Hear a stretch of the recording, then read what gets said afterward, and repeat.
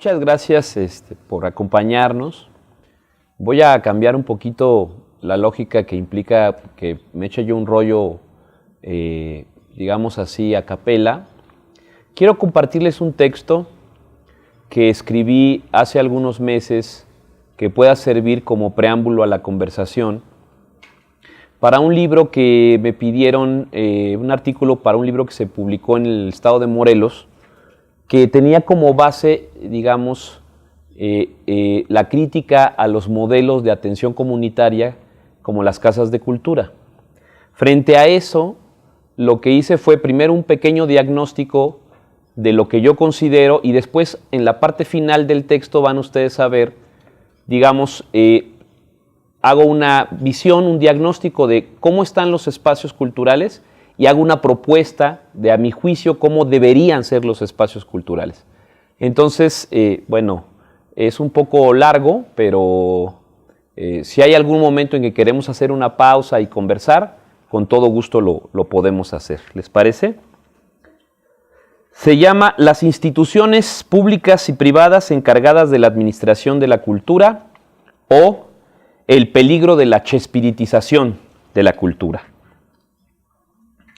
Dice, para nadie es un secreto que la cultura no figura entre las prioridades del poder político actual. Los tres niveles de gobierno, municipal, estatal y federal, suelen ver este rubro como un asunto suntuoso, como una carga financiera o como algo que hay que ejecutar cuando lo importante, entre comillas, está cubierto. Los presupuestos públicos y privados en materia de cultura, en la mayoría de los casos, son reducidos en relación con otros presupuestos, tales como seguridad o prevención del delito, o ocasionalmente son francamente insignificantes o inexistentes, además de verse mermados por estar colocados en capítulos del presupuesto que desvirtúan su naturaleza, por ejemplo, educación, cultura y deporte o actividades recreativas. La administración no ha podido comprender del todo la naturaleza del trabajo cultural, ni el perfil de los creadores y gestores culturales. Se sigue tratando al artista como un proveedor más, solicitándole para ser contratado los mismos requisitos que a una empresa o a una asociación. Para muchos administradores del país, es lo mismo dar un taller de alebrijes que una compra consolidada de papel de baño.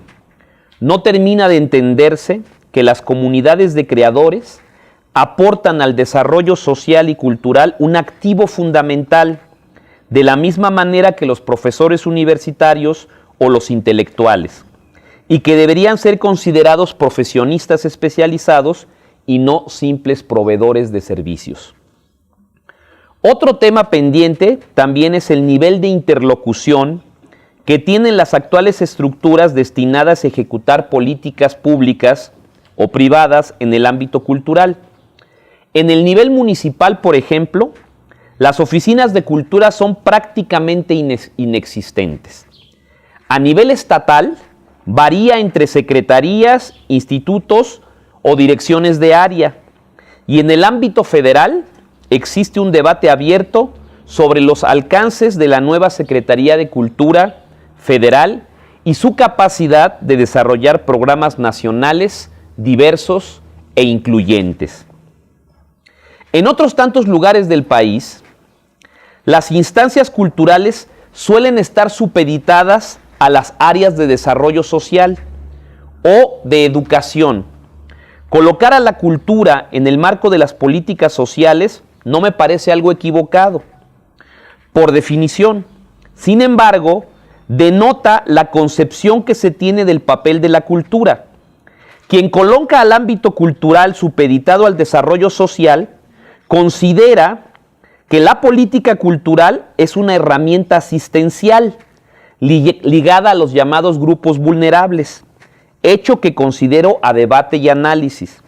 Si por un lado entendemos a la cultura como un derecho cultural y humano, por otro lado al desarrollo cultural como un aporte al crecimiento del capital humano y simbólico de una sociedad, entonces debe verse como algo más que que un paliativo a la pobreza o a la marginación. Cuando la política cultural es colocada supeditada a las políticas educativas, la cultura es vista como un accesorio acompañante del proceso de enseñanza-aprendizaje, ligada mayoritariamente al estudio histórico y antropológico o por inercia a las ciencias sociales.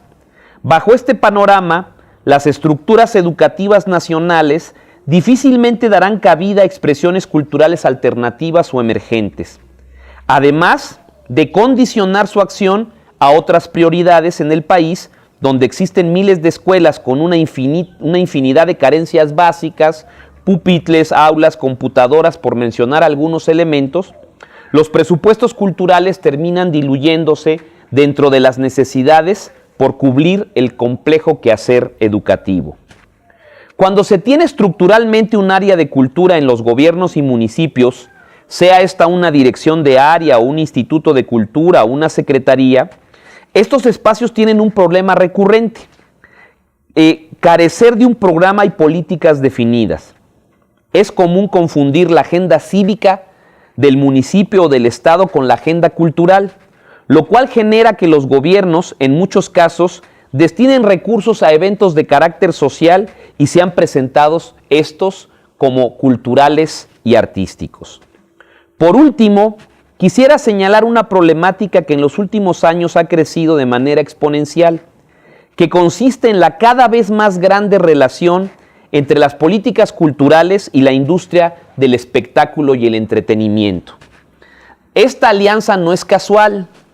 El nivel de influencia de los medios masivos de comunicación y su utilidad política ha convertido a las acciones culturales en una variante de la propaganda gubernamental.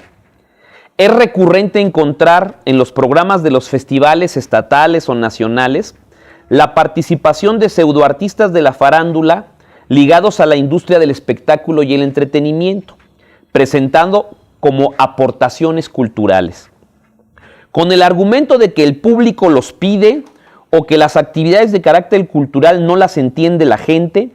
Ante este razonamiento, los grupos gobernantes han decidido una idea simple: la gente no requiere diversificar sus emociones ni aperturar sus expectativas.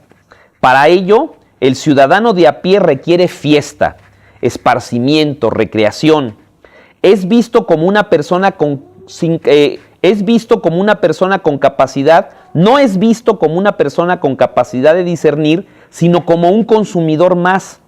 Para ellos, la cultura no es un bien público ni su acceso un derecho, sino para ellos los servicios culturales son una mercancía y su acceso una forma de consumo.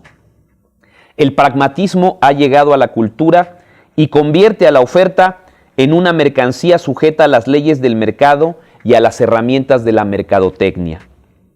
Otro síntoma de esta problemática ocurre cuando se utiliza la política de reorganización urbana y el rescate de los espacios públicos, esencial para hacer posible la reconstrucción del tejido social y con ello intentar reencontrar el camino de la convivencia, para impulsar proyectos grandilocuentes, faraónicos y frívolos. Ejemplos sobran: ruedas de la fortuna millonarias, museos pseudocientíficos para niños con comida chatarra de premio para quienes los visitan, parques con fuentes inteligentes, andadores culturales temáticos, esculturas y íconos de las ciudades. Dipsy Sebastián, eso es un agregado que no estaba, y que no dialogan en los entornos urbanos ni se consulta su instalación en los espacios públicos. Los gobiernos presentan estos proyectos como herramientas del desarrollo cultural. A lo mucho son parques de diversiones, sus costos suelen ser millonarios, mermando los escasos recursos públicos destinados al desarrollo cultural. Además, por lo regular, se margina a las comunidades de artistas de su planeación y su significación. Y por si fuera esto poco, muchos de estos proyectos se concesionan a la iniciativa privada, convirtiéndolos en jugosos negocios para unos cuantos. La arquitectura se convierte en una herramienta de la colonización, gentrificación, y con ello se convierte a la privatización del espacio público en una política de Estado. En los últimos años, El desarrollo del capitalismo salvaje ha debilitado la acción pública y su papel preponderante en la promoción y desarrollo de políticas culturales. La economía de mercado ha convertido a la acción cultural en una mercancía. La forma en que los gobiernos, comunidades de artistas y gestores culturales han adoptado estos nuevos lenguajes y reglas es clara. En la mayoría de los proyectos que se desarrollan en nuestras entidades, el llamado marketing cultural, el emprendurismo y las industrias culturales son muestra de cómo se ha adoptado este nuevo paradigma basado en una lógica empresarial y mercantil. El Estado, según esta tesis, debe mantenerse al margen del desarrollo cultural y es el mercado y los públicos los que deben decidir qué consumen y qué no.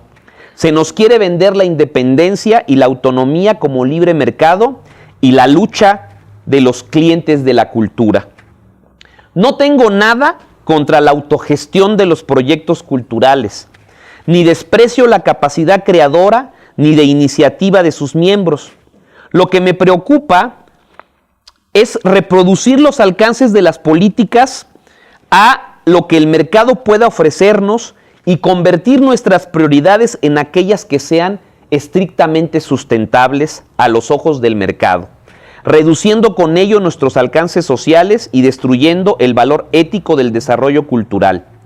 Si bien es cierto, la cultura como concepto puede convertirse en un espacio para el crecimiento económico y un aliciente de la economía, esto no quiere decir que todos los proyectos tengan que ser rentables. Considero que hay bastantes iniciativas de desarrollo cultural que pueden encontrar en el mercado un nicho de oportunidad, pero hay políticas y acciones que deben seguir siendo una inversión pública y social. El desmantelamiento de los derechos culturales y el adelgazamiento del Estado ha provocado una nueva jerarquización de las prioridades en el ámbito cultural. Nos ha quitado nuestra condición de ciudadanos y nos ha convertido en un potencial consumidor. Una constante es cómo los gobiernos han apoyado estas nuevas políticas, son las reformas legales que en materia fiscal se han promovido con el fin de que los grandes capitales puedan invertir en el ámbito cultural. Estas nuevas reglas básicamente consisten en un nuevo régimen fiscal. Estas con deducciones de impuestos para quien decida impulsar iniciativas culturales de la sociedad civil. Esto que al principio se planteó como algo innovador y prometedor, se ha convertido en una simulación permanente. Las grandes empresas privadas en México han convertido estos incentivos en una nueva estrategia de negocio. En lugar de apoyar los proyectos independientes y de su seno empresarial, de acompañar procesos público-privados o de aportar financiamiento a artistas, colectivos o compañías que se han dedicado a crear a colectivos o compañías, se han dedicado a crear sus propias empresas culturales. Dichos espacios, capturados y dirigidos por ellos mismos, reproducen una política empresarial de corte cultural, entre comillas, y promueven las iniciativas que convienen a sus intereses comerciales. No solo hacen negocio deduciendo impuestos, sino además aparecen frente a la sociedad como promotores de la cultura y del desarrollo. Cualquier semejanza con Fundación Azteca, Telmex o Televisa son meras coincidencias de estos proyectos. Esta práctica genera grandes capitales que originalmente deberían llegar a las arcas de los gobiernos a través de los impuestos y son utilizados por las empresas privadas para mostrar un México sesgado y limitado, perdiendo la posibilidad de impulsar políticas de la sociedad civil que garanticen derechos culturales y se muestre la enorme diversidad que existe en nuestro país. Este proceso de desmantelamiento de la política social de gobierno de los tres niveles de la administración ha afectado la operación de la infraestructura cultural en todos sus ámbitos: teatros municipales, casas de cultura, espacios universitarios, cinetecas y otros tantos equipamientos que son abandonados económicamente en su operación cotidiana. Y aquí viene la parte que creo puede ser fundamental para la conversación que tenemos: hacia un nuevo modelo de espacio cultural comunitario. Hace 15 años, un grupo de gestores culturales y exestudiantes universitarios de diferentes carreras con experiencia en la organización social y estudiantil, fundamos la Fábrica de Artes y Oficios Faro de Oriente. Con el paso del tiempo, este proyecto de nuevo centro cultural se fue colocado como un paradigma para la Ciudad de México. Se convirtió en una metáfora de la construcción de nuevos referentes urbanos. Pensar este proyecto no fue una ocurrencia o una genialidad. En realidad nos vimos obligados a hacer algo nuevo, a romper los paradigmas creados hasta ese entonces de los espacios culturales, puesto que la coyuntura social y política así lo marcaba. Recordemos que la Ciudad de México acababa de elegir por primera vez en su historia un jefe de gobierno. Antes de 1997, la ciudad era gobernada desde la Presidencia de la República. Quienes habitábamos la Ciudad de México éramos considerados ciudadanos de segunda por la evidente diferencia con otros estados de la Federación. Los capitalinos no elegían a su gobierno mediante el voto directo. Por lo tanto, la persona o proyecto que quisiera gobernar la ciudad no necesitaba convencer a nadie. No requería presentar programa alguno o propuesta de gobierno a ciudadano alguno. Bastaba con ser parte del poder federal establecido y tener la venia del presidente en turno. La reforma política que permitió la elección de un jefe de gobierno en ese año generó también un gran debate en la sociedad y en la ciudad. Así es que en ese momento nos hicimos varias preguntas. ¿Qué Ciudad de México queremos? ¿Qué tipo de espacios necesitamos? ¿Qué debemos hacer para detener el deterioro ambiental, la privatización del espacio público, la destrucción del patrimonio o la naturaleza de los servicios culturales? La ciudad entró en una profunda refundación y con ello la obligación de presentar un programa y proyecto de ciudad acorde al trepidante y caótico fin de milenio. El tema cultural no podía quedar fuera de esa gran discusión. Por ello afirmo que la creación de este proyecto llamado Faro de Oriente es el resultado de una discusión sobre la ciudad y sobre su futuro. El desgaste de las antiguas y anquilosadas estructuras de poder y el deterioro de la vida de la ciudad construyó la enorme necesidad de repensarlo todo, de acabar con el pasado y con ello imaginar y soñar una ciudad nueva y renovada. Aquí hago un pequeño paréntesis.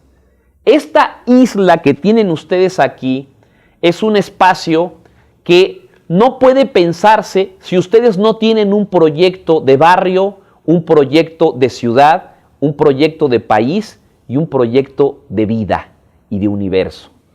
No es un asunto desligado uno del otro. Cada cosa que ustedes deciden aquí como comunidad de este centro, por pequeño que sea, tiene que ser resultado de un proceso donde ustedes piensen y empiecen a discutir, y esa es la primera invitación que les hago, es qué papel juega un espacio cultural en el entorno. Y después de preguntarse eso, ¿cómo aportamos eso a una conversación de la ciudad como ciudad? Y después de eso, ¿cómo aportamos eso a un proyecto de nación? Si empezamos a pensar desde lo local, vamos a poder tener una idea de la sociedad y esa idea de la sociedad puede alimentar nuestro proceso local de participación. Continúo. ¿Qué discutir? Cuando iniciamos la discusión sobre la creación de un nuevo modelo cultural, no teníamos ninguna claridad de lo que queríamos ser o construir. Sin embargo, había mucha claridad de lo que no queríamos ser. De alguna manera, la negación y la crítica de los modelos de gestión cultural en colonias y barrios de aquel entonces, conocidas como casas de cultura, se convirtió en nuestro referente para lo que no deberíamos reproducir. Por lo tanto, lo nuevo se construyó a partir de negar lo viejo y las afirmaciones llegaron contraponiéndose a estos espacios en decadencia, a estos modelos ineficientes que a partir de eso se construyó un nuevo juicio. Pero vamos por partes. ¿Cómo eran y en muchos casos siguen siendo las llamadas casas de cultura o los centros comunitarios de barrio que existen actualmente y que existieron antes de 1997? Es muy importante este punto porque ustedes tienen que definirse en función de que ya existe en el país modelos de atención comunitaria. Existieron primero las casas de cultura, en otros gobiernos, por ejemplo a Calderón se le ocurrió esta maravillosa idea de hacer los centros Nueva Vida. A mí me parecía patético porque el nombrecito de Casas Nueva Vida implicaba un asunto sesgado. Quiere decir que el joven que ingresaba a la Nueva Vida, cuando ingresaba a esos centros a trabajar, lo que estábamos haciendo era negándole al joven y diciéndole, tu vida era una mierda, era un horror, y lo que yo te ofrezco desde una visión paternalista y desde una versión básicamente desde los adultos, adultocéntrica, es la nueva vida es lo que yo te ofrezco, lo que tú hagas y estés haciendo, las maneras en que te relaciones, las formas en que convivas, tu cultura en sí no funciona. Aquí hay un deber ser, aquí hay un nuevo futuro y desde el nombre, ¿no? Ya había una concepción de dominación y una idea de adoctrinamiento y un deber ser desde la perspectiva del adulto de lo que deberían ser los ciudadanos. No hay un reconocimiento de la vida cultural, sino lo que hay es tu vida es un desastre y aquí vienes a la nueva vida. En la Ciudad de México hubo un programa que se llamaba Jóvenes en Situación de Riesgo. Y en alguna ocasión la secretaria de Cultura se le ocurrió hacer unas playeras de los muchachos del programa y entonces hicieron unas playeras que decían joven en situación de riesgo. No solamente era violatorio de sus derechos humanos, sino era promover el estigmatismo y la condición y la criminalización y de estigmatización del joven como que es un joven en riesgo. Y entonces como él era un joven en riesgo, tenía su playera y iba por el mundo con esta idea. Mi diagnóstico que voy a hacer tiene varios rubros. Primero, en lo urbano arquitectónico. Vamos a analizar los espacios desde lo urbano y lo arquitectónico. Primero hago el análisis de lo que no debe ser y después hago una propuesta de lo que creo que deberían ser estos espacios. En lo urbano arquitectónico. Lo primero que se criticaba era que muchos de estos espacios no se habían construido con fines culturales. Eran espacios cedidos por los vecinos o inmobiliarias que se acondicionaban para actividades culturales. Su ubicación en el barrio no siempre era central, sino que eran espacios al margen de la vida barrial y desprovistos de explanadas, jardines, lugares sin una arquitectura convocante o incluyente, sin conexiones con mercados, parques, espacios de servicios y de alguna manera aislados de los espacios comunes y de los corredores urbanos. Muchísimas de las casas de cultura, de los centros comunitarios, tienen este problema. No están conectados con los centros de atención, no son espacios centrales, es la casa que se dio no sé quién, es el espacio que se compró al gobierno a bajo precio, es la casa que se quitó a la delincuencia organizada, que ya tenía y había sido pensada para una lógica, y bueno, pues ahí hagamos talleres, ahí hagamos arte, y acondicionemos la cocina para hacer grabado, y acondicionemos los espacios. El primer gran problema es que no todo espacio puede tener características para hacerlo todo. Lo que hace el espacio es reducir la naturaleza del proyecto cultural. Lo reduce, lo convierte en algo limitado y por lo tanto la atención que tengamos del espacio público donde vamos a trabajar y de los espacios de utilización es clave en ese primer elemento. El segundo problema es, digamos, el espacio arquitectónico. El segundo es la oferta cultural. La oferta cultural, estoy en las cosas malas, en la crítica, ¿no? Después vamos a pasar a las propuestas. La oferta cultural de dichos espacios estaba regida básicamente por actividades de autoconsumo. Y aquí sí quiero hacer un alto. Tenemos que ser muy cuidadosos en eso. Si nuestra casa cultural reproduce los niveles de violencia y reproduce la estética de la pobreza, estamos fracasando. Si lo que hace es ser un receptor exclusivamente de la visión del propio entorno y no es un espacio para enriquecer los discursos de la comunidad, fracasamos como proyecto cultural. Por eso digo, la mayoría de estos lugares estaba regida básicamente por actividades de autoconsumo. No quiero que este concepto se malinterprete. Cuando digo autoconsumo, no me refiero a las tradiciones culturales locales, ni a la cultura viva de los barrios y los pueblos, sino a una actividad de entretenimiento, ligada a la estética de lo comercial, construir muñecos de Santa Claus o de Bob Esponja, además de actividades artísticas presentadas como artísticas y en la realidad a lo mucho eran actividades ocupacionales, tarjetería española, migajón, gelatina artística y un montón de actividades de este tipo. Un espacio que debería tener como prioridad abrir conversaciones estéticas y contribuir a la significación y enriquecimiento de una comunidad, no deberían ser lugares de complacencia y reproducción de la estética de la pobreza y de la cultura de masas. Tercer elemento, en su modelo de intervención comunitaria, es lo arquitectónico, la oferta y luego su modelo de intervención en la comunidad. Sigo en la parte mala onda. Otro problema que identificamos en dichos espacios culturales es la ausencia de políticas integradoras de referentes comunitarios. Desde la policía de la entrada, que obliga a todos a registrarse con nombre y actividad todos los días, a pesar de que los usuarios de dichos espacios se conocían, la mayoría de los usuarios acudían a estos centros varias veces por semana. De eso hasta la ausencia de mecanismos de participación por parte de la comunidad en las decisiones y los programas. Esto es, la incorporación comunitaria implica que la comunidad decida en mi centro, en el centro en el que yo veo. Por lo tanto, necesito mecanismos de participación para que puedan ellos significar nuestros propios espacios y yo tengo que construir esos procesos. Ausencias de consejos de talleristas o asociaciones de alumnos que dieran un matiz participativo y ciudadano. Descubrimos una total ausencia de espacios de conversación y de decisión que construyeran una visión común y colectiva de esos lugares. Esos lugares no pueden ser solamente lugares donde uno toma su clase y se acabó. Tenemos que encontrar espacios alternativos de conversación, desde platicar los problemas del barrio, desde decidir las cosas que están pasando y las preocupaciones, desde traer los problemas y hacerlos nuestros y encontrar en nuestros espacios culturales lugares para hablar de lo que está sucediendo en el barrio. No puede ser que nos encontremos aislados de esa situación.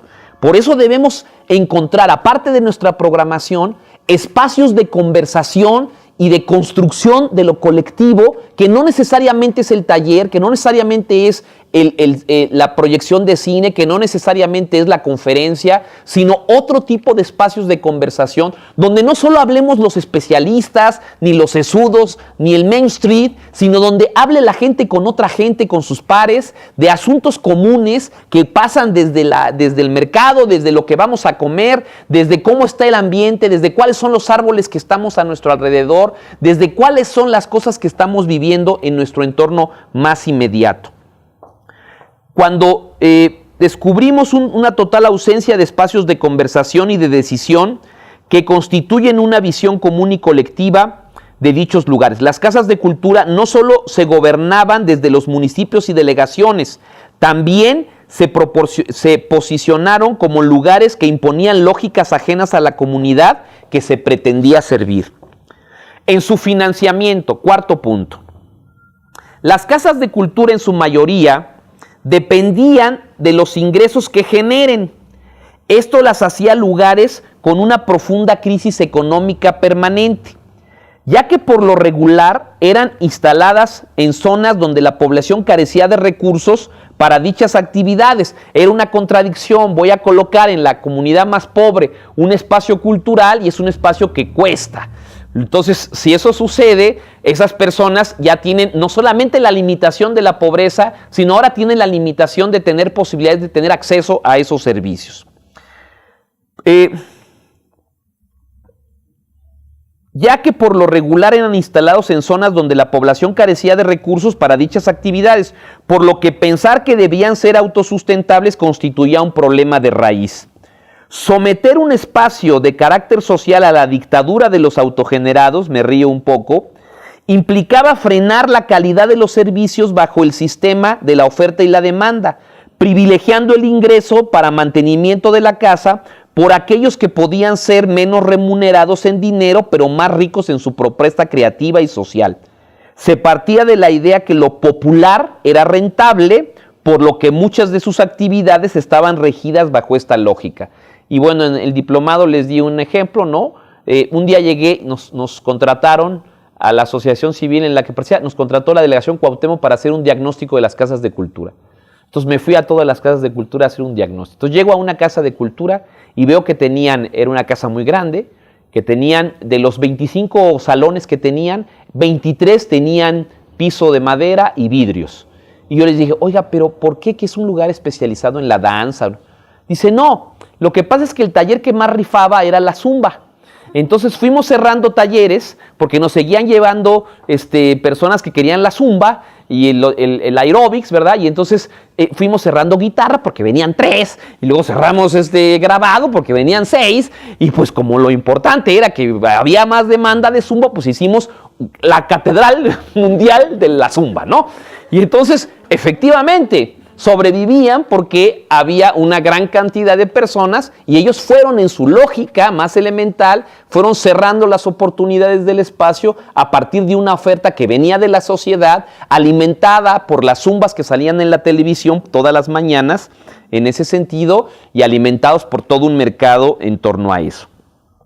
Otro aspecto importante era que los responsables de dichas casas se desentendían de su financiamiento, ya que solo se aportaban los salarios de los empleados y administradores, pero el pago de talleristas, el mantenimiento menor de los lugares y todos los gastos inherentes a la operación del mismo deberían salir de las cuotas recaudadas por los usuarios, lo cual genera que dichos espacios se encuentren semiabandonados, en ruinas sus instalaciones y una población intermitente e irregular. Este diagnóstico sobre las casas de cultura que realizamos en 1997 no ha variado mucho en los siguientes 15 años y mi paso como instructor de Conaculta, hoy Secretaría de Cultura, por varios estados del país me confirma que lo que sucedió en el DF por aquellos años es una política más o menos general de los espacios culturales y centros comunitarios y de barrio en todo el país. Es urgente replantear dicho modelo, construir nuevas experiencias colectivas para consolidar procesos participativos, nuevos que se conviertan en algo fundamental para el desarrollo cultural de los estados, que sumen en el combate a la barbarie imperante en la mayoría de nuestro territorio nacional. Y ahora voy a la propuesta, una propuesta alternativa para los centros culturales comunitarios. En lo arquitectónico y urbano, ¿qué proponemos? La experiencia de la fundación y desarrollo del Faro de Oriente en la Ciudad de México nos indicó en el ámbito urbano arquitectónico por lo menos 2 enseñanzas claves. La primera, la necesidad de recuperar espacios abandonados pertenecientes a organismos gubernamentales que fueron espacios útiles y centrales en el pasado y que han caído en desuso. Galerones abandonados, estaciones de tranvía, cascos históricos de haciendas o casas antiguas, centrales de abasto popular abandonadas y ahora me decían estaciones de autobuses que no funcionan, etcétera, etcétera, etcétera. En lugar de reservarle una casita al espacio cultural, necesitamos tomar el espacio de la centralidad. En Tucumán tomaron el mercado abandonado y lo volvieron central. En el Sausalito, en San Luis Potosí, tomaron un mercado abandonado y lo hicieron central. ¿Qué es lo que pasa? Que el mercado ya estaba pensado desde la centralidad pública. Ya era un lugar reconocido por todos, habitado por todos. Entonces necesitamos, como los chavos de la Nahuacali en Ecatepec, que pusieron la biblioteca en 3 puestos del mercado. Se llevaron sus libros al lado de la pollería y de abastos y pusieron la biblioteca en el mercado y rentaron sus 3 locales y en lugar de competir en la lógica del mercado, lo que hicieron fue llevar un proyecto cultural. Entonces, la primera enseñanza es no reducirnos en nuestra trinchera, sino tendríamos que tener la mira de cuáles son estos espacios centrales y necesitamos retomar esos espacios como tal. Y 2, perdón, dice, lugares abandonados. Dichos espacios tenían la ventaja de haber representado lugares de uso común para el barrio en el pasado, contener una historia útil para los vecinos. Estaban cargados de historia local y eran reconocidos fácilmente por la mayoría de los habitantes de una comunidad.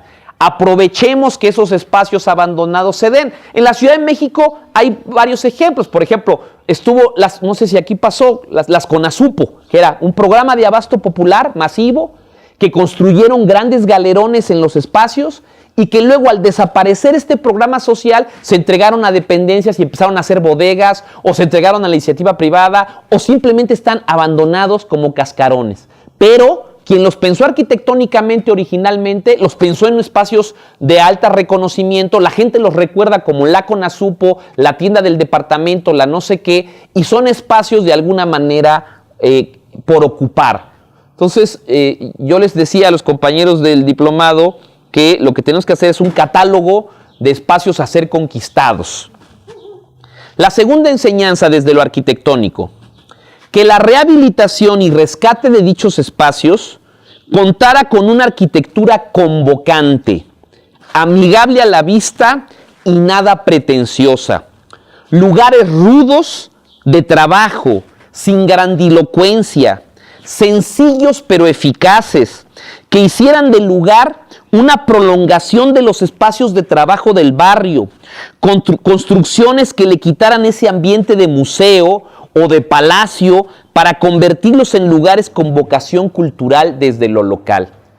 En el mundo cultural, y más en el mundo, estamos acostumbrados a creer que lo cultural tiene que ser bello frente a estas ideas de belleza y tiene que diferenciarse los templos del entorno comunitario. Entonces la iglesia tiene que ser imponente con estas puertas, los espacios de poder tienen que convertirse y entonces los centros culturales tienen que tener esta misma grandilocuencia. Y tenemos a Vicente Fox haciendo una megabiblioteca gigantesca, cuando ya había una biblioteca grandilocuente, monstruosa, colocada en estos espacios como tal. Entonces, la arquitectura y la rehabilitación desde este punto de vista tiene que ser austera, tiene que ser amigable. No tenemos que imponernos y decir, mira qué lugar tan bonito frente a ese lugar tan feo en el que tú vives, ¿no?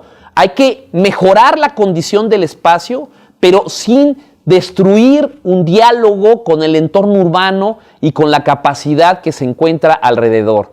Y de alguna manera no tener esta idea de museo, de espacio poco convocante. 2. En su oferta cultural. ¿Cómo debemos cambiar nuestra oferta cultural? Descubrimos que la oferta cultural es el alma del centro comunitario. Lo que ofrezcamos es lo que somos. Lo que programemos es nuestro discurso, es nuestro decir, es nuestra identidad, es lo que queremos hacer, es lo que tiene un sentido y hacia dónde vamos. Por lo tanto, la discusión de la programación no es un asunto menor, porque la discusión de la programación es la discusión de nuestra personalidad de alguna manera.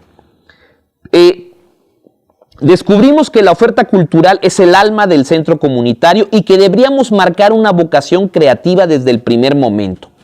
Considerábamos que la programación debería tener dos objetivos básicamente. Dotar de herramientas a los usuarios para poder contar sus propias historias locales, es decir, facilitar habilidades en las artes a través de soportes como la fotografía, el teatro, la escultura, entre muchos otros, sus preocupaciones, esperanzas y pesadillas. Considerábamos a la programación un camino para construir poéticas propias y significado a su vida en comunidad. Por otro lado, deberíamos conectar esos centros culturales de nueva creación a la conversación global, acercar a los artistas, colectivos y compañías que ya trabajaban en esos barrios o que tenían interés en presentar su trabajo artístico en estos nuevos destinos era clave para una ambiciosa estrategia de formación de públicos. La programación tenía como objetivo hacer del centro cultural una terminal de llegada de propuestas artísticos culturales y una plataforma de salida para las iniciativas locales. Brevemente lo explico. ¿Cuál es el principal objetivo de nuestra programación en el centro comunitario? Muy sencillo de responder. Todos nuestros talleres, toda nuestra programación, las cosas que hacemos, tienen que servir para que a través del lenguaje y los soportes del arte, la gente que acude a nuestro centro se sienta con la capacidad y el empoderamiento capaz de que ellos puedan contar su propia historia, puedan contar sus propias emociones, sus deseos, sus preocupaciones, sus odios, descargar sus pesadillas a través de la poesía, de la fotografía, mostrarnos su mirada que es propia y que es local. Ese es nuestro objetivo, construir poéticas a partir de las herramientas del arte. Ahora, estas poéticas no nacen de vernos al ombligo entre nosotros, nacen de la posibilidad de ver a otros que se parecen a nosotros, pero que viven en otras dimensiones y que nos pueden contar otras historias que afirman las nuestras o que nos abren caminos para nuevas historias.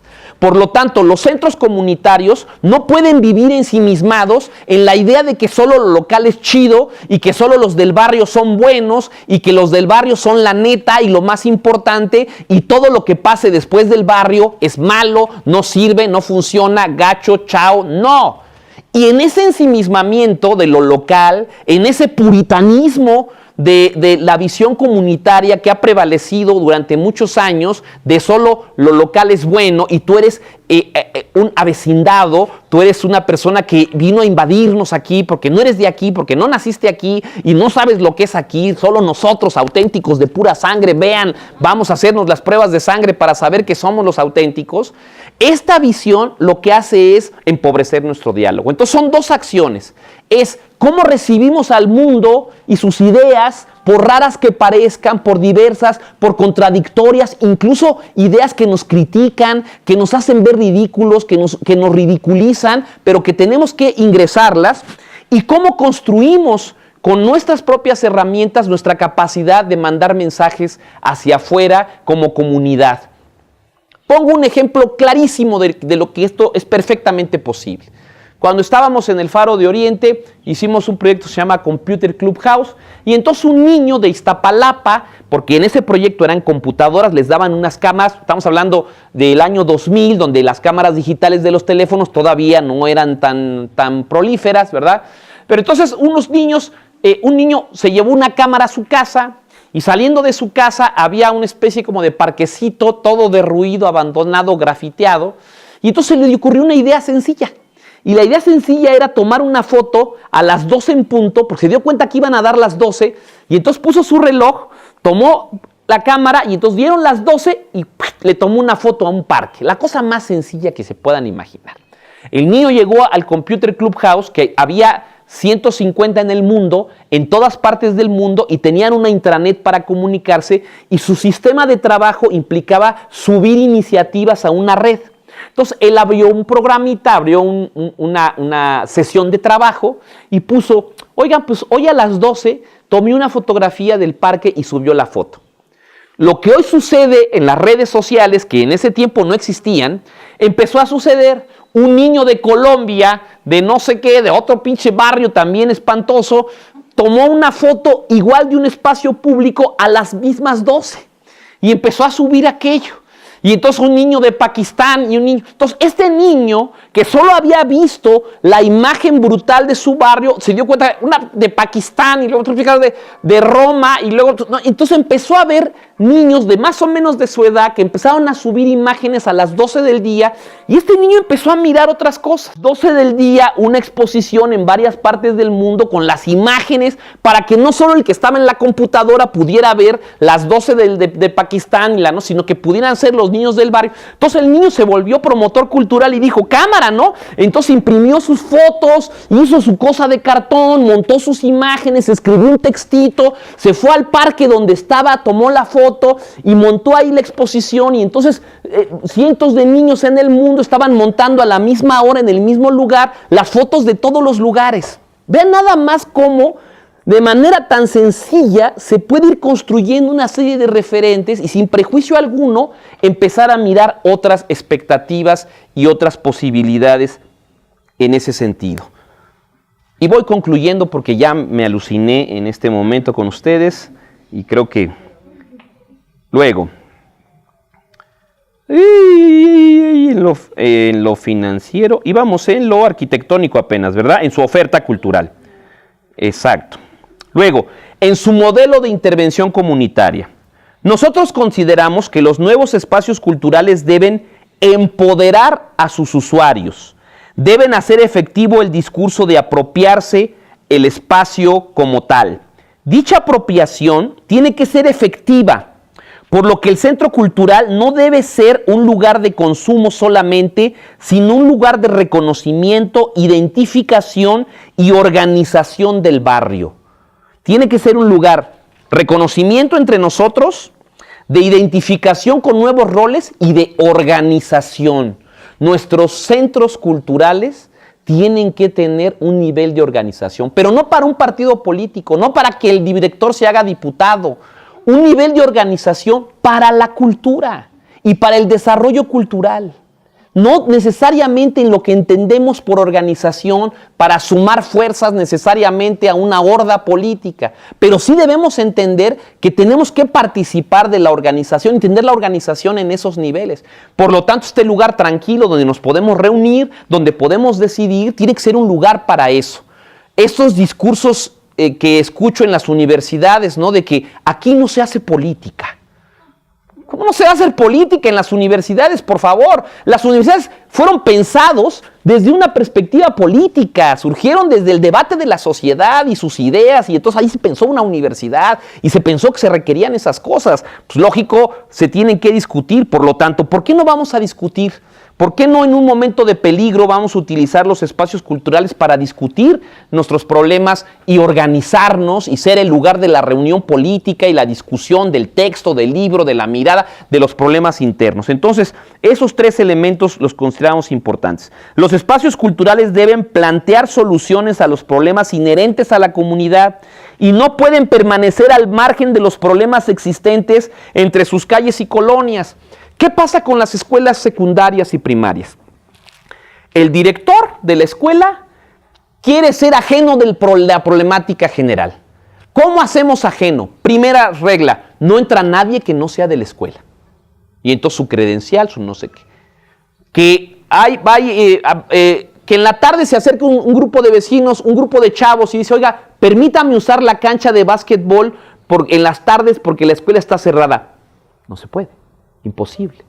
Entonces tenemos escuelas en todos los barrios con un equipamiento importante, salones, espacios verdes, que trabajan de las 7 de la mañana a las 4 de la tarde y luego le avientan 60 cadenas, más las estructuras que ya tienen en las bardas, se van todos a su casa y ese equipamiento queda en el centro del barrio inútil durante toda la tarde. Algo estamos haciendo mal. Cuando en Argentina y en Brasil se hizo un programa donde en las tardes había la milonga, donde en las tardes se ocupaban los mismos espacios de los estudiantes para dar talleres, porque pues, es el único lugar verde que tenemos, es el único lugar amplio, reconocido por todos, pues vamos a utilizar esa instalación para otras cosas. Ah, no, pero el sindicato dice que no porque hay problemas y porque hay que se ensucia y luego quién lava y quién... Es un problema de organización.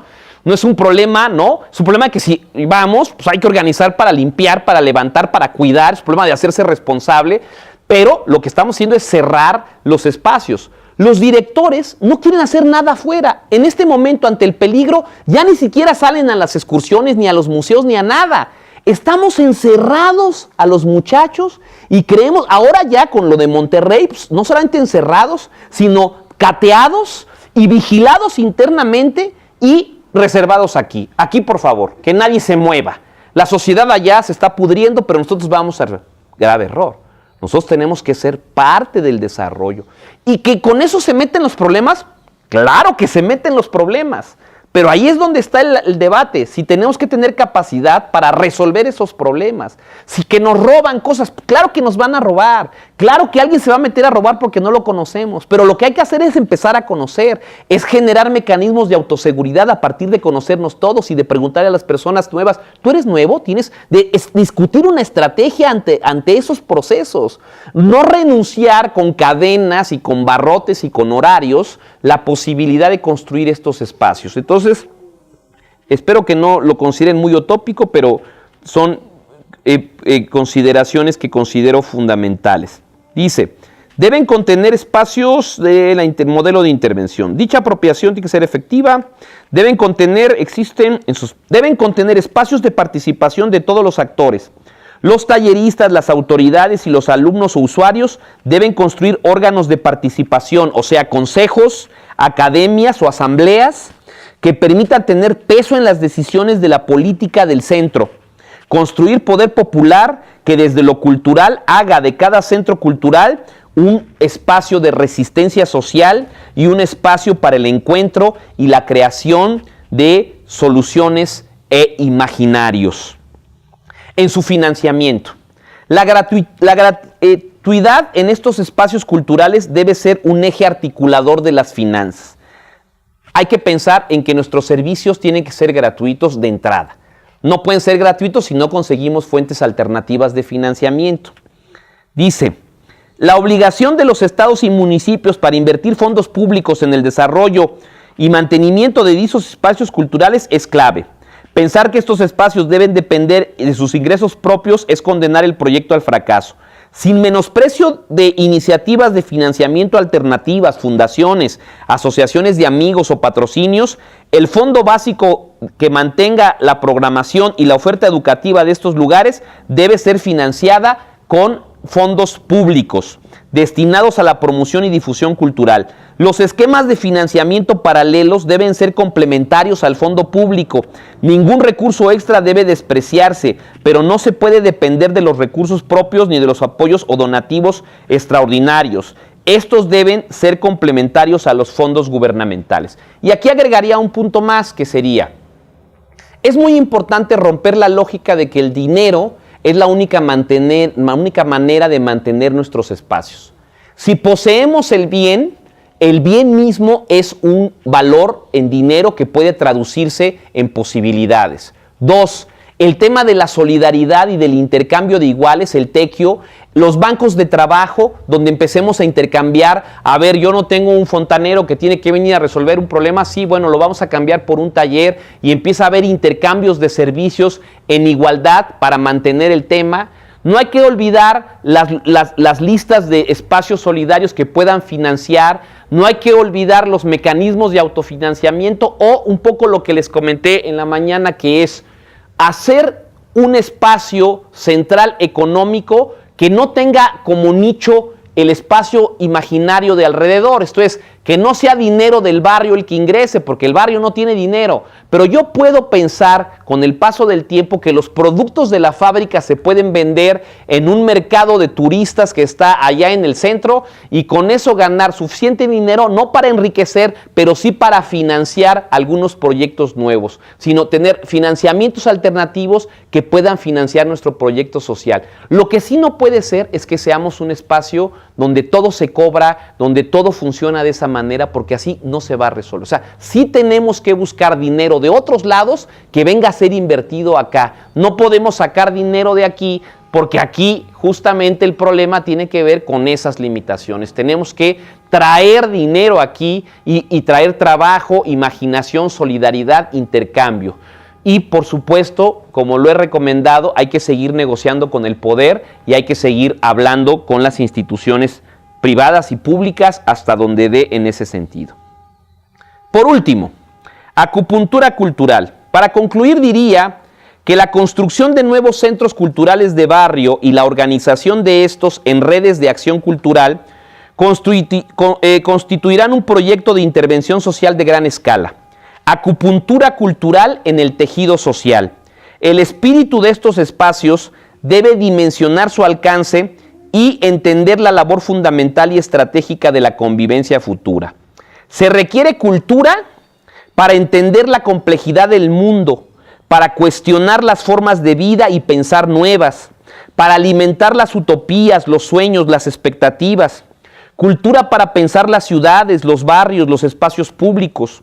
Cultura para negociar la diferencia, para encontrar las coincidencias, para tener acceso a la belleza, al estremecimiento, para tener empatía con las causas ajenas y con el dolor del otro. Cultura para la acción, para el cambio, para la ruptura. Cultura para imaginar que el mundo es una oportunidad y no un destino manifiesto. ¿Con quiénes debemos hacer la cultura? Con quienes les haya sido negado todo derecho a la belleza. Los periféricos, los populares, los comunes, los nacos, los sin rostro, los parias, los sin patria, los que han salido de sus casas obligados a atravesar fronteras, los que han llegado de otras partes trayendo consigo sus formas culturales, los estrafalarios, los distintos, los raros, los callejeros, los despatriados, los estigmatizados, los marginados. ¿En qué lugares?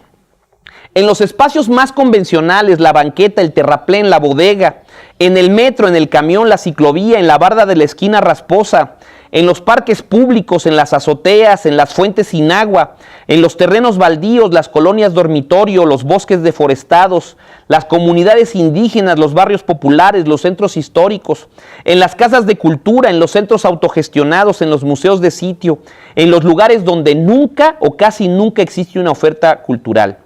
¿Qué debemos promover? La complejidad de nuestra cultura toda, las identidades juveniles, las lenguas originarias, el rock, el ska, el reggae, el arte contemporáneo, moderno, primitivo, posmoderno, los libros y sus historias, la poesía y el rap, la cultura como un derecho y aquello que enriquece nuestro decir y nuestro pensar, los sabores, los olores y los colores de los pueblos, gentes y entornos. Muchas gracias.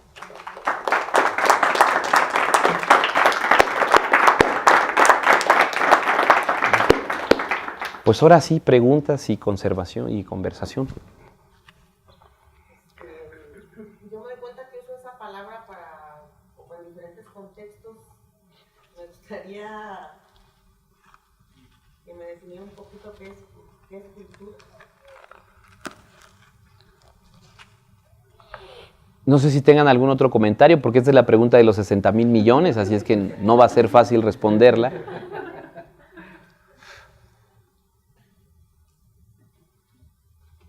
Miren, si nos vamos a una estricta visión antropológica, la cultura es todo lo que somos, todo lo que hacemos, todo lo que pensamos, todo lo que existe.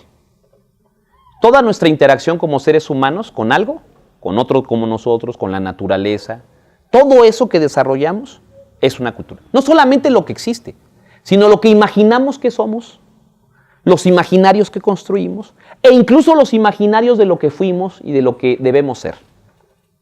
Pero esa definición no nos sirve para los gestores culturales, porque es ambigua, porque eso y todo es nada y nada se convierte en todo.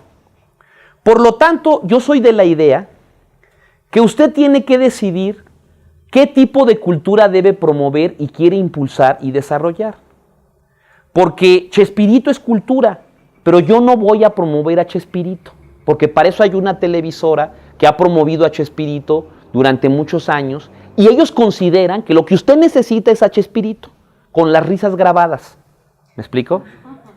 Yo considero que sin ser una persona que le vaya a poner una bomba a Televisa, considero que mi verdadera batalla es cómo hago que la gente sepa que ver a Chespirito es ver en el cosmos un pequeño punto de toda la información, de todo lo que se ha construido, de todas las conversaciones, de todo lo que hemos soñado, imaginado. Eso es el punto más menor y ridículo que existe. Y yo considero que todos debemos tener derecho no solamente a ver a Chespirito, sino que de alguna manera voltear a ver todas esas posibilidades. Y también he descubierto que cada vez que empezamos a ver más posibilidades, nos empieza a gustar menos Chespirito. Y nos empieza a ver, empezamos a ver lo ridículo que es, lo elemental que es, lo vulgar que es. Pero no nos vamos a dar cuenta de eso si no empezamos a ampliar esas posibilidades. Entonces es muy sencillo. Usted tiene que decidir qué tipo de cultura quiere promover. Y para eso primero la tiene que poseer usted. Porque usted no puede promover nada que no posee. Por lo tanto, los primeros artífices del centro cultural son ustedes mismos los promotores. Por eso cuando dimos la charla, yo le dije a Gaby, pues que vengan los maestros, que vengan los administradores, porque el primer conejillo de indias de nuestro centro somos nosotros, el primer público de nuestro centro somos nosotros, no importa que venga nadie más, nosotros somos el primer público. Y el tallerista que viene, a lo mejor no viene nadie, pero yo tendría que tomar el taller y conocerlo y intercambiar puntos de vista de él y ver lo que está haciendo. Entonces la primera comunidad de nuestro centro somos nosotros los que estamos aquí. Y ya nosotros solos ya somos una banda que tiene que crecer. ¿Cómo crece? Platicando entre nosotros, intercambiando y luego teniendo un proyecto que, como yo lo expliqué, primero nace de una preocupación local, de la seguridad de mis hijos, de que tengan algo que hacer. Pero eso no basta, porque eso es muy limitado. Tengo que ver eso, pero también tengo que pensar qué quiero para esta ciudad, porque estos espacios son importantes.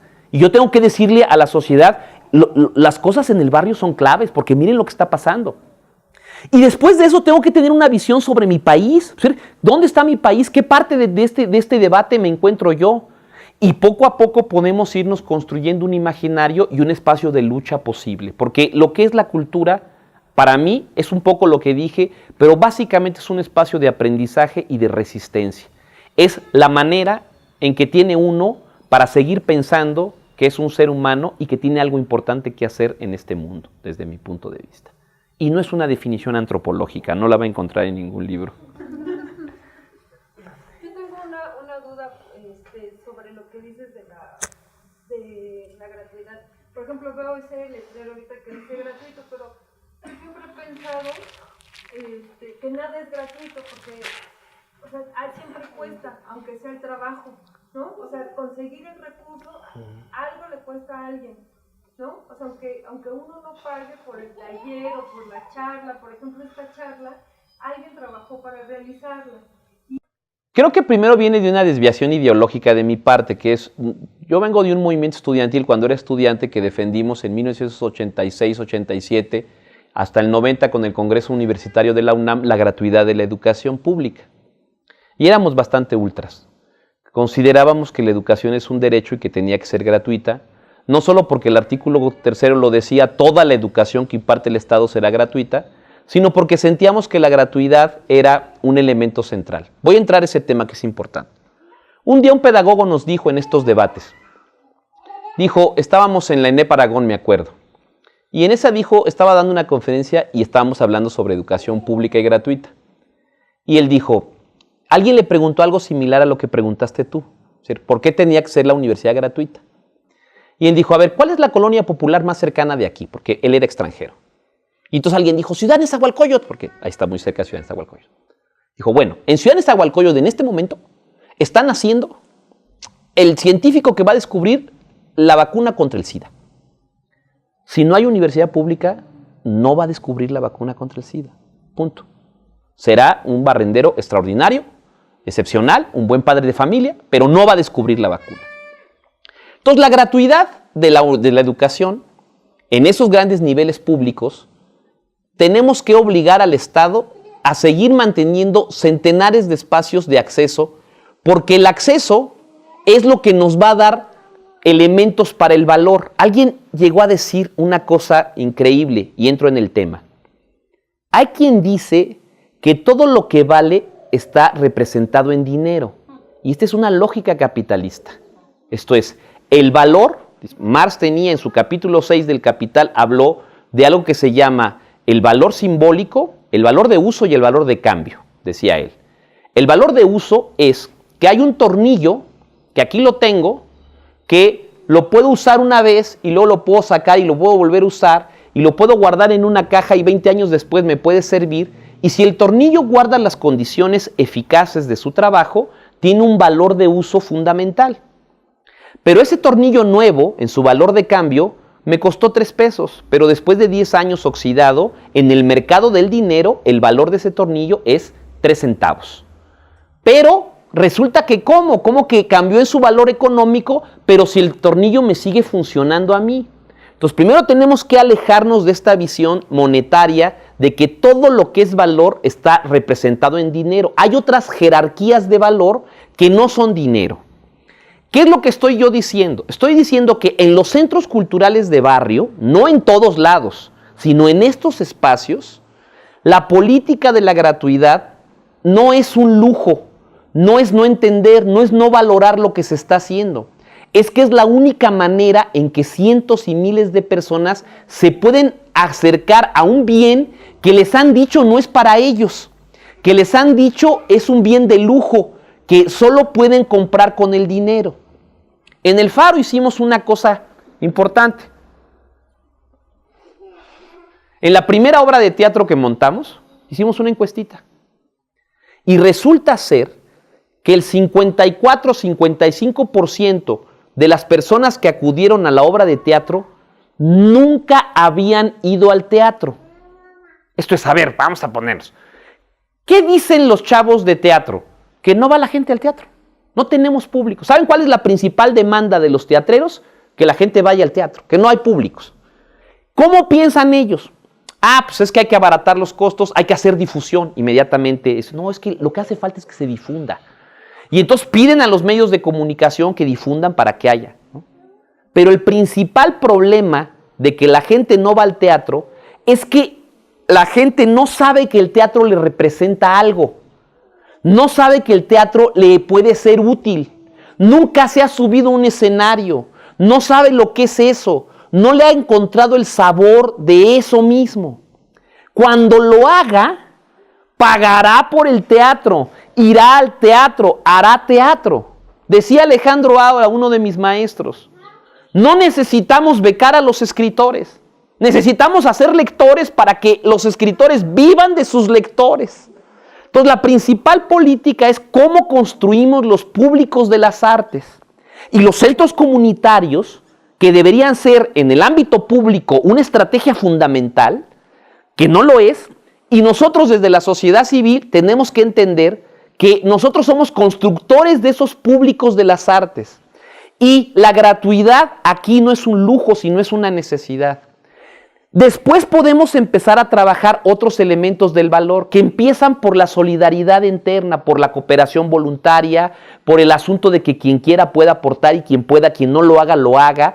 Y entonces empezamos a construir una idea de solidaridad y de darle un valor económico, porque hay gente que trabaja y hace cosas profesionales en torno a eso. Estoy totalmente de acuerdo. Lo que no podemos hacer desde el trabajo comunitario es llegar a la lógica comercial y pensar que vamos a hacer un negocio aquí. Ese es el problema, porque pensar eso es ya cambiar toda la lógica de nuestro programa, es desestabilizar lo que hacemos y es nuevamente el dinero se convierte en un factor para los que sí pueden descubrir el teatro, los libros, la belleza y los que no lo pueden descubrir. Y entonces el factor económico vuelve a ser factor en nuestro trabajo y por lo tanto vuelve a determinar a los privilegiados, a los que sí pueden y vuelve a excluir a los que no pueden. Por lo tanto, no estoy diciendo que la gratuidad sea un dogma que hay que aplicar en todas partes, un socialismo ramplón de que todos, no, que pague quien pueda. En Nueva York, les voy a poner un ejemplo. Ahora que se discutió en el metro de la Ciudad de México si había tarifas diferenciadas a partir de que se aumentó el boleto y hubo los famosísimos portazos de que se brincaban ¿no? Alguien propuso una cosa interesante. Dijo, tarifas diferenciadas. No, pero ¿cómo? Dijo, no, espérense. A ver, tú vas a Nueva York y si tú vives en Nueva York, tú vas y compras una tarjeta del metro que te cuesta $1 la entrada o ilimitadamente durante un mes y te cuesta $25. ¿Sí? Pero si tú eres un turista que va a estar una semana en Nueva York, no, entonces a ti te voy a dar una tarjeta de una semana que te va a costar igual $25, pero que tú solo la vas a usar una semana. Porque tú no vives aquí Y tú vienes a otra cosa con otro discurso y con otra posibilidad. Y por lo tanto te voy a cobrar más porque tú lo vas a usar solo un tiempo, pero tú no eres el que vive aquí. Si tú demuestras que vives aquí, entonces tienes una lógica distinta en ese sentido. Porque el turista, pues sí compra su ticket del metro, lo usa durante tanto tiempo, pero ya se va a ir y ya no va a regresar y no le va a servir. Este es un ejemplo claro de cómo podemos diferenciar y en una lógica de justicia que paguen quienes puedan pagar. Pero ojo, que quien no pueda hacerlo no lo excluyamos de nuestros servicios y de lo que tiene derecho a acceder. Que el dinero no sea factor. Llámenle como quieran, organícenlo como quieran, piénsenle, craneémosle cómo le hacemos. Lo único que hay que garantizar es que el que no tiene dinero no sea excluido. Y que el que tenga y quiera, que pague. Y si quiere pagar un chingo, que lo pague un chingo. Y si es un turista que viene nada más a turistear, pues que pague más. ¿Sí?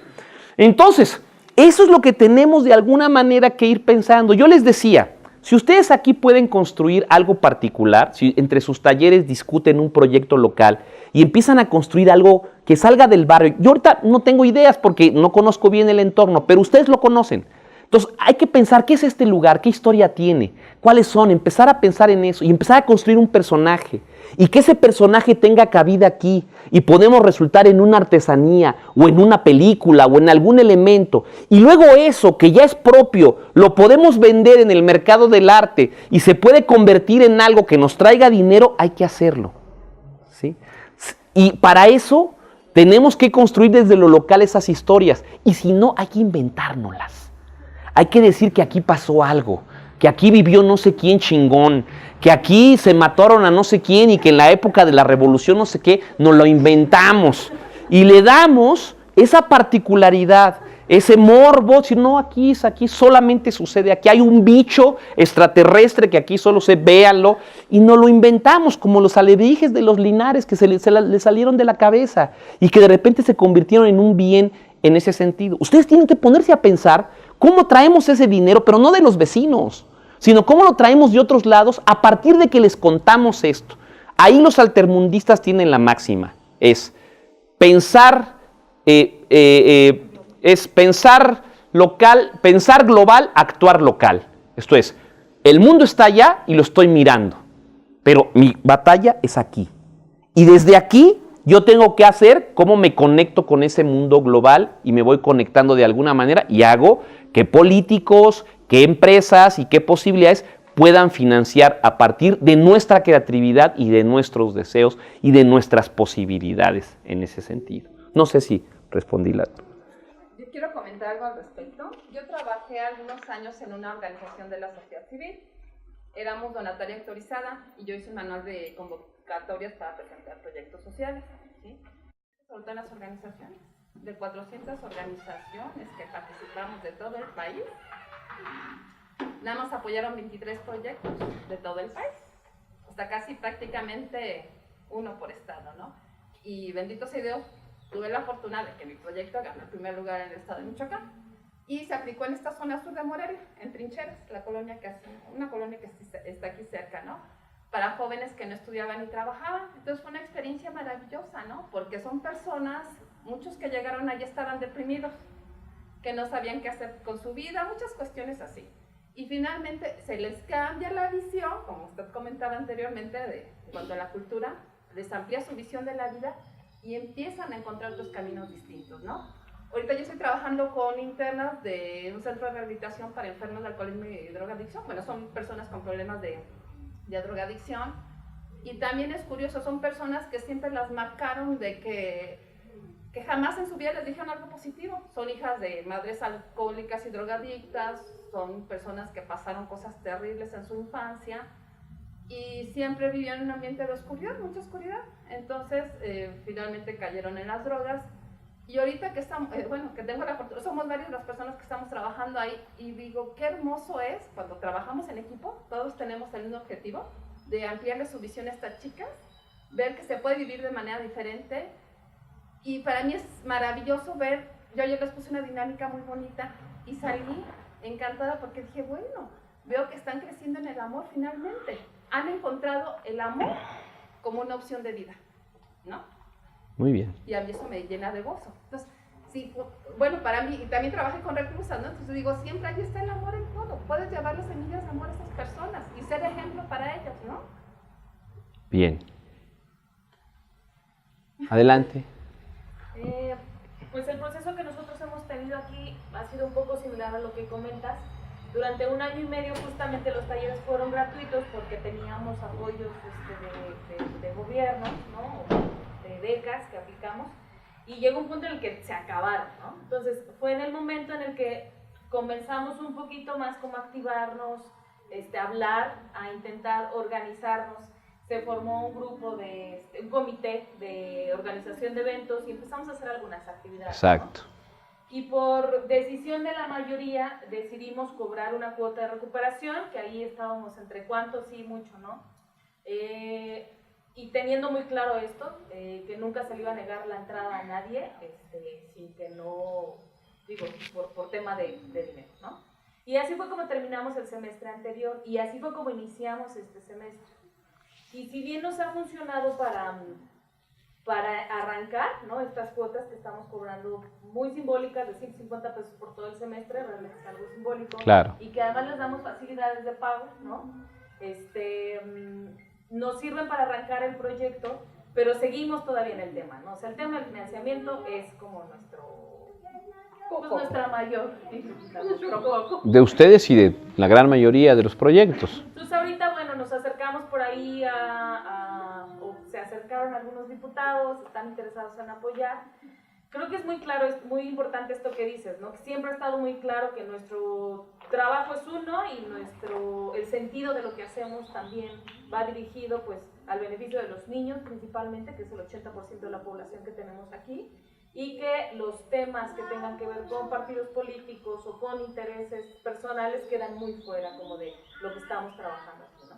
Pero que no nos excluye justamente de recibir estos beneficios, ¿no? Claro. Finalmente es nuestro dinero. Así es. Y el que ellos utilizan. Entonces, seguimos trabajando todavía en eso. Sigue siendo muy difícil. O sea, es muy, muy complicado. No sé, hay dos cosas que yo identifico aquí que son como las dos líneas en las que sí encuentro que de repente estamos un poco trabados, ¿no? Que uno es el tema justamente, bueno, del financiamiento, ¿no? Y otro es el tema de la organización. Claro que hay mucha disposición, claro que hay mucho interés y yo realmente me he sentido muy conmovida, ¿no? por la respuesta que ha habido de la comunidad. Pero aún así creo que falta, ¿no? O sea, creo que falta saber cómo hacerlo. Yo les hago un par de propuestas con lo que mencionas. Por ejemplo, ¿qué hizo la Casa Tillagui? Que era una casa que se encontraba en Saltillo, que organizaban unas chicas militantes. De repente dijeron, a ver, tenemos una casa importante, no sé qué, tenían unos talleres, un poco el esquema, medio cobraban, etc. De repente se dieron cuenta de ciertas necesidades del barrio y de repente se inventaron una cosa de ver los jueves de mercado alternativo de alimentos, ¿no? Entonces ponen el tema cultural, que es la porquería que estamos comiendo, los transgénicos, ¿no? Y empezaron a hacer una campaña en el medio de, bueno, que... Y se conectaron con unas redes de chavos que ya andaban ahí con los huertos urbanos, que andaban con las coles, no sé qué. Y entonces todos los jueves hacían su mercado donde las personas les prestaban el lugar, porque también es importante, por eso les digo que desde lo arquitectónico y el conocimiento, que era un lugar, y vendieron la posibilidad de la gente de que no tenían que tener un huevo orgánico, una lechuga, una no sé qué, y tenían que ir a esos espacios ya destinados en estos corredores de clase media, donde tienen estos privilegios, sino lo podían hacer aquí a bajo costo. Al principio no les fue bien, porque la gente sigue comprando el huevo en el mercado y la posibilidad, pero con el paso del tiempo empezó a funcionar, porque hay estas posibilidades. Entonces hicieron el jueves de no sé qué. Luego hicieron otro día del trueque de cachivaches, ¿no? Y entonces la cosa es, tienes unas cosas que te sobran en tu casa, tráetelas. Y aquí te damos un espacio y empieza el intercambio de, puta, a mí me interesa esa cosa vieja que tienes y tu lámpara y yo tengo la no sé qué. Y entonces el espacio empezó a ser útil para el diálogo de la sociedad. No es que yo tenga unos servicios que solo ofrezca, sino un espacio que pueda servir para ciertas necesidades. Yo les pongo esos dos ejemplos, pero ustedes pueden detectar qué se necesita y cómo podríamos invitar a ciertas necesidades que surjan de ciertas preocupaciones. ¿Qué sembrar? Algo que parece muy raro, pero la gente hace plantitas en sus casas, conserva en espacios reducidos, ¿no? Que si tienen sol, que si no sé qué. Entonces, si nosotros educamos a la gente para poder alimentar una planta, para hablarles de cómo mantenerla, de cómo, de repente la gente llega porque es una necesidad, porque tiene que hacerlo, tiene posibilidades de hacerlo. Empiecen a pensar en necesidades muy concretas, donde el mundo intelectual que está aquí adentro puede servir para ellos y ustedes cobren, no, quizá no en dinero, pero sí quizá con otras cosas. Por ejemplo, el mercado ese, lo que le da a la Casa Tillahue es que alimenta una parte de, le deja una parte de alimentos que después ellos pueden vender unos desayunos al otro día y sacan una parte de no sé qué cosa. Y luego el otro tianguis les deja otro tipo de cosas. Y tienen una semana completa y después de 2 o 3 años de trabajo, resulta que ese lugar se convierte en un lugar de intervención de muchos grupos que lo usan para trabajar en torno a eso.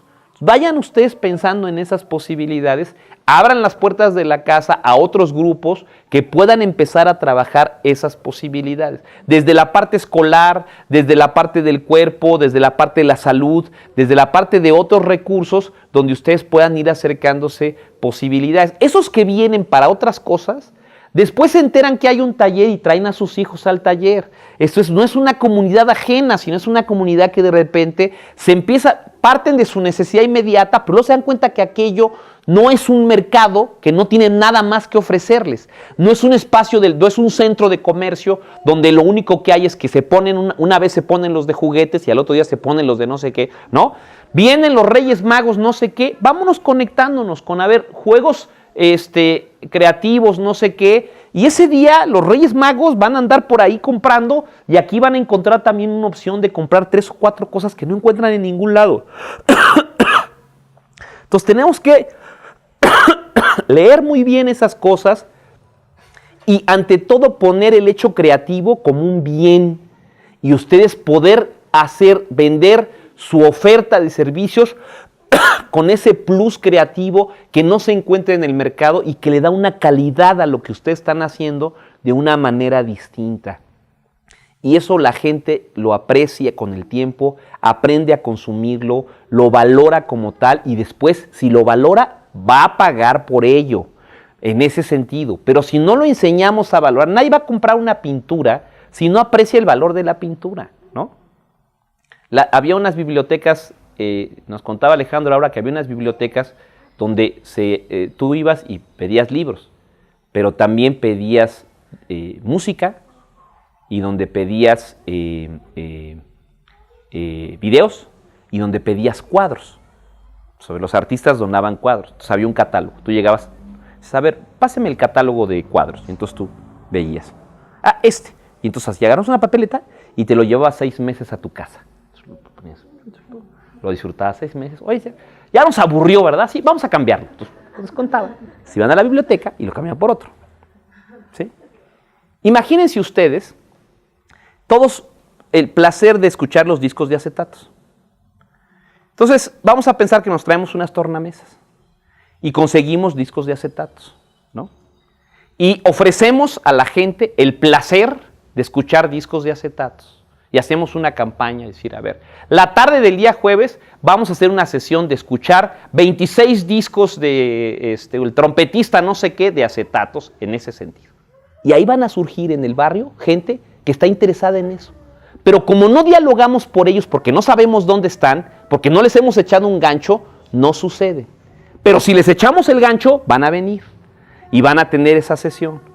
Y luego va a haber otro tipo de situaciones. El tema de la milonga argentina, ¿no? Que es este proceso de convivencia, de fiesta tardía. Si abrimos un espacio, todos los no sé qué, con unas mesitas, con unos pequeños chupes, una cierta música, y le decimos a los vecinos, vengan a bailar una tarde en ese sentido. No es una fiesta, no, es un encuentro. Y empiezan a venir, se convierte en una comunidad. Ya no los vas a sacar de aquí, aquí van a estar. Y esos después te van a ayudar en otros procesos, en otra solidaridad. Van queriendo el espacio, se van identificando, les es significativo, participan de él. Y entonces empezamos a dialogar con otros sectores y vamos enriqueciendo. Y poco a poco, por recursos no van a faltar si no se quieren enriquecer, porque esto no es para enriquecerse. Ese es el otro tema. Nadie se va a enriquecer.